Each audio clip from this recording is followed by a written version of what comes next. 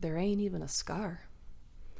Pulling the tangled hair from her eyes, Dogpile squinted at her reflection in the small mirror. True enough, no broken teeth, no crooked nose. No violet swelling at her eye, no split at her lip. Just the plain ugly face staring back at her from behind dark, stubborn eyes. The face in the mirror frowned at her and turned away to face the tall Copperscale standing by the in-room door. The Dragonborn dipped his head with practiced modesty. You were out for a while. I called in a favor with a friend in the church. Stuffy old bastard, but the man knows his trade. Dogpile winced. You brought a silver scale here for this? Rolling his eyes, the copper folded his arms and sighed. Not every healer in the realm is a silver, ma'am. My own family knows its way around musty tomes and drafty chapels well enough. We just don't advertise. Freeze up the weekends. The Dragonborn smiled an easy smile, his tone meant to provoke a laugh. When one didn't come, an awkward quiet descended on the room. He coughed. My name is Sunsteel, by the way. I'm almost positive I didn't catch yours. That earned another slight frown from the girl as she pushed from the in-room bed to plant her feet on the floor. Stumbling a step, Dogpile staggered headlong into a dresser. Fuck! Blinking, the Copperscale moved to steady her with an outstretched claw. Easy, Tiger. You probably ought to take it. Dogpile batted his claws away like buzzing flies. You ain't nobody's mother here. Fine, leave off. Gotta get home. With a sigh, the Dragonborn's hands went instead to his hips with a metallic clink. The sound of talon on armor drew her eyes to the plate with a twinge of envy. Dented here and there, but still the stuff of noble houses, the plate looked shiny from care and a bit banged up from use. Dogpile wondered where all the dents had come from. Are you sure, miss? You seemed fairly interested in avoiding that place last night. It's none of my business, but if you were in some kind of trouble... The voice carried the easy confidence of a man who'd never been shy of coin in his pocket, or probably ever lost a fight. Dogpile couldn't decide whether she liked the sound of it or hated it. Groaning, Dogpile pulled her tattered cloak from the hook by the door. Ain't like that. Look, my brother will be looking for me. He finds out some weird Copperscale drugged me off to a tavern in the wee hours, looking like hell. You're gonna taste shit in your coffee for years. For starters.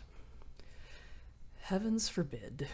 Wry amusement played at the man's voice, carried with a quiet chuckle. With a broad sweep to toss his cloak behind him, Sun smirked and offered a grandiose gesture towards the door. By all means, then, my lady. Pray ask your terrifying brother to spare my coffee. If he's anything like his sister, I'm sure he's a veritable typhoon.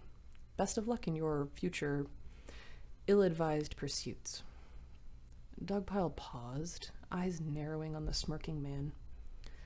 What's that supposed to mean? Sunsteel waved a claw, brows raising innocently. Nothing, only perhaps consider telling a guard, or this watchdog brother of yours, before the next time you enter a fight at odds wiser men might call foolhardy. Her lips lifted in a scowl that was very nearly a snarl. Everything were fine till that asshole set his goons on me. I didn't figure on him being that much of a coward. And I would have figured that someone from... your neck of the woods would know that thieves and hustlers never fight fair.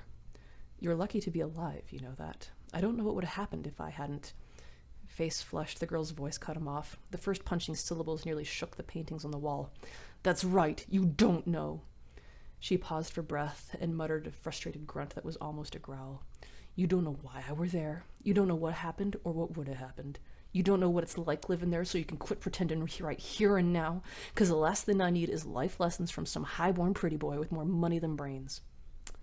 Let me guess. You're probably the type who's off shining your scales in the mirror when you ain't shining your honor in public, or shining your shaft in whorehouses with your daddy's coin, ain't you? I don't need no fucking words of wisdom from the likes of you. What the hell do you know? Canting his head to one side, annoyance flickered finally in the copper's eyes. I know that I found some idiot wench bleeding in a back alley amid whores and thugs. I know that you started whatever happened back there, and I know that I finished it. I know you were trying to help a friend and got in over your head because you are apparently stubborn as a mule. I also know that you're a complete pain in the ass. One claw gestured animated as he spoke. I know that somehow, magically, despite everything, you're not even the tiniest bit grateful, which frankly I find the most puzzling.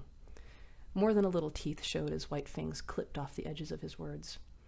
Dogpaw snarled at that. Grateful. Is that it, then? You're disappointed I ain't grateful, like every swoonin' half-brained female on the north side. Tripping over myself to cover you in praises and rub you sweetly up and down, 'cause you marched into a fist fight carrying full plate and steel. Yeah, that were real fucking brave. You're a goddamn hero, your lordship.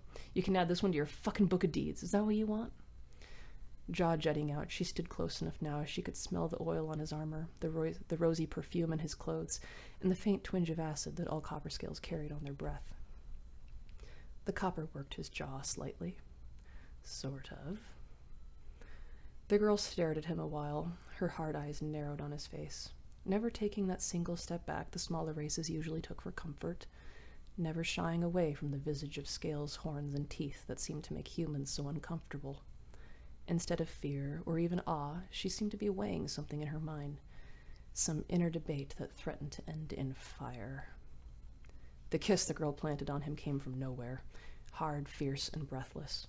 When the Dragonborn found his breath, he yelped in surprise from the teeth that dug a fierce bite into the scales at his neck. The copper blinked at her, one hand going to the place on his neck where her teeth had surely left their mark. Blood rushed to parts of his body that made thinking slightly more of a chore. Feet planted like a prize fighter, the girl snarled at him. I don't swoon. And she bit him again.